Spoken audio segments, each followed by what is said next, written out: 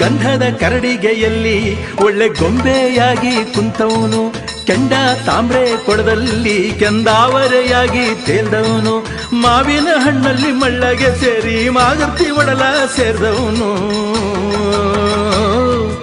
ಏಳ್ಮಲೆ ಕರ್ತು ಏಕಾಂಗಿ ವಸ್ತು, ಏಳ್ಮಲೆ ಕರ್ತು ಏಕಾಂಗಿ ವಸ್ತು.